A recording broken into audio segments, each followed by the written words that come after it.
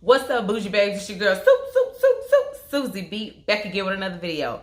All right, y'all. So today we're doing something a little different than we normally do, and we're gonna do like a chit chat. Get ready with me.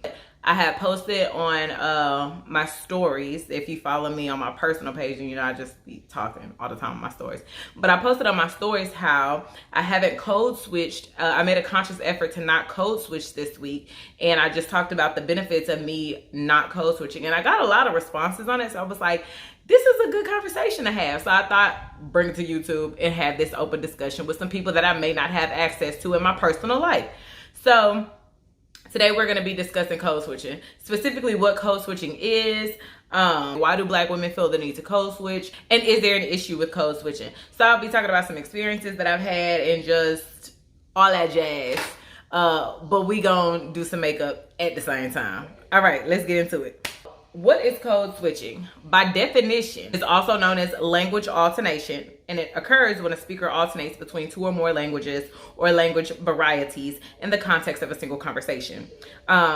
So that's the book definition, right? But if we kind of dive deep into what code switching is culturally and how we have started using the term, code switching is basically changing the way in which you speak depending on your social settings. So in my opinion, I associate code switching with several different things, not just in the sense of speaking.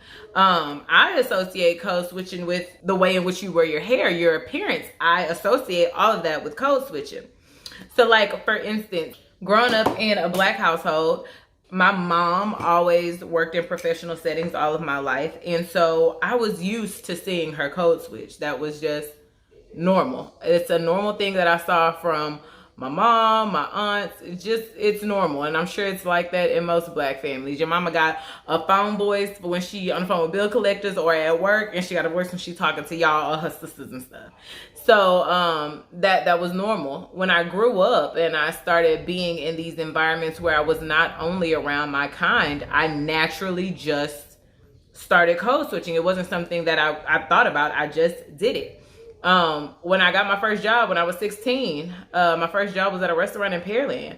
I was probably one of the only Black people when they first opened the restaurant, and I was code switching. I code switched on my interview. And for me, code switching is not just me speaking professionally and articulating and enunciating my words. For me, code switching is also changing my tone of voice so that I don't sound aggressive or I don't have like a Southern twang. But then also code switching for me is the way in which I wear my hair. Our natural hair grows out of our heads most times curly. I, for one, have tight coils. So I have always steered away from wearing natural hairstyles in a professional setting. And a lot of my reasoning for doing this comes from experience. I can give y'all stories on stories on stories. So this one instance, in college, I was in this professional sales organization. So I was like one of 5 or 7 Black people. And we all hung together. We was all click tight. We hung together because we could relate to one another. One time, a fellow Black person, student teachers, I call her a student teacher because I can't think of what the term was called. She was Black. She came up to us and she said, "Hey, it really looks bad when y'all all sit together. You should separate so you don't look like you're segregating yourselves."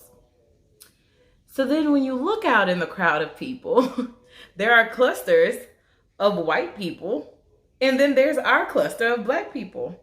So it posed the question, why is it okay for white people to cluster together and it does not look bad, but when Black people do it, there's an issue? So that type of thinking alone makes you feel uncomfortable to be yourself. It made me feel uncomfortable to be myself in those types of situations.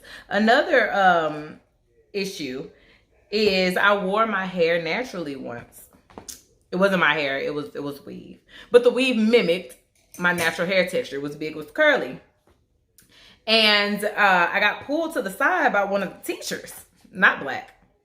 And she said, hey, honey, your hair is really cute, but you should just try a more professional style. Whoa, relax, dial it back, slow down, pump your brakes. What does that mean? You know? And so these things that happen in professional settings will make you feel like your natural self is not deemed professional. Your natural state of being is not acceptable in a professional setting. So anyways, back to the topic of actually the linguistics of code switching. I changed my tone of voice because I want to sound more acceptable and less threatening. My normal voice, like when I'm talking to my friends, is very monotone, dry, a country. I have a twang. But when I'm speaking in professional settings, my main goal is to not sound black. And that sounds very bad.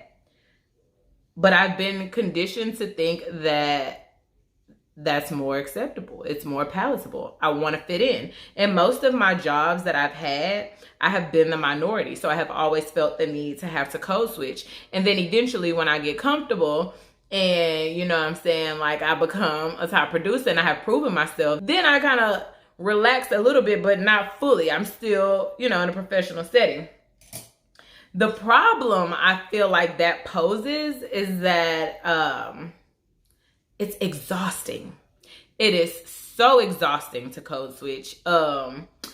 Me and one of the black girls that I used to work with at my old job used to have calls at the end of almost each day and just like release and like be able to talk like we talk to each other. Like, girl, I am tired, okay? Like, code switching hurts if you do it long enough. You know what I'm saying? Because it's not natural. It's not your natural tone of voice. So the story that I had posted recently, I was like, man, I made a conscious effort to not code switch this week. And let me tell y'all what happened. I was less exhausted at the end of the day. I still was able to have great conversations with my customers. Nothing changed there. And I was able to build a sort of rapport with my manager that I haven't been able to build in the almost 2 years that I've been working at this company.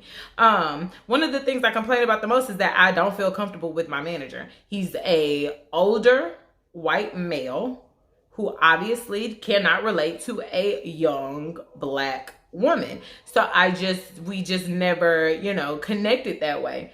But when I made the conscious effort to not code switch, meaning I was still being professional, I was still articulating, I was still enunciating my words, I just did not have that high-pitched, energetic, hi, this is Kia tone. I was like talking like this.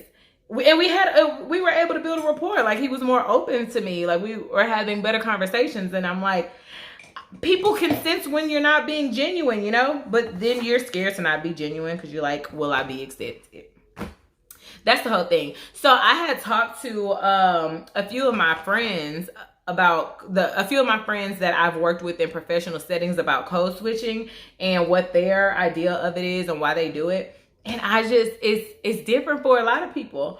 So one of my friends I used to work with, she's Hispanic, and she'll tell you all day she Mexican to the core through and through. Very, very intelligent, very, very successful. She does have an accent. And she said that she finds herself trying to cover her accent, but it doesn't matter how much she tries to cover her accent. You can still tell she's Hispanic on the phone. Like, it is what it is. I have another friend. She's from Arkansas. Very country. I love my girl. Very country twang. And she says she code switched to be more accepted, to sound more professional. I have another friend, young black, very successful. She says that she automatically code switches. Is not a thing that she thinks about. It just happens so that she can fit in, so she can sound intelligent, so she can sound educated. One particular instance I will never forget. I had called this dude and scheduled an appointment in my business voice. Hi, this is Kia calling from bleep. And then when the appointment came, I showed up. This man looked me in the eye and literally went, oh, you're black. Whoa! Excuse me. So is there an issue with code switching? The issue with code switching is subjective. To me, it's like putting on a show every day. I'm literally putting on a show every day for work, and that is very exhausting. I believe that no matter your dialect, your vernacular, your tone of voice, you can still come off as educated as long as you're able to articulate your points.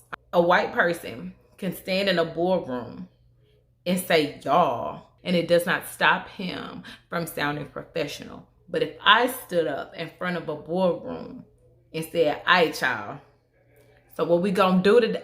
I would sound like a stereotype. You see what I'm saying? We are usually, blacks, people of color, people from other nations, are usually the ones who find ourselves having to or feeling the need to code switch because we want to fit in, because we want to be accepted. We find ourselves being the ones that have to conform to make other people feel comfortable. And that's what the problem is for me.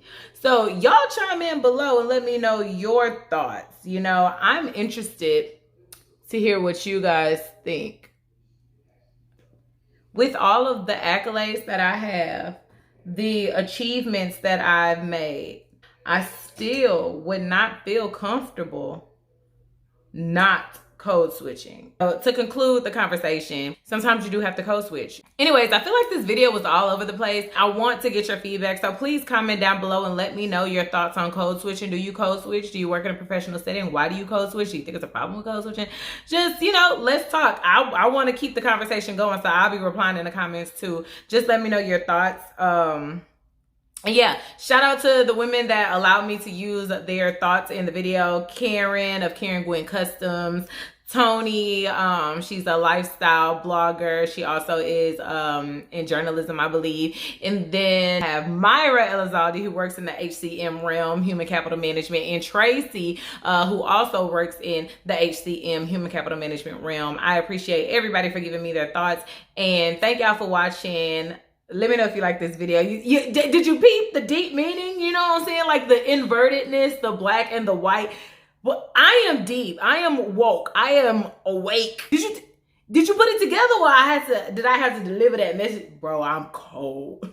Anyways, thank y'all for watching. Tune in for the next video. I am out this piece.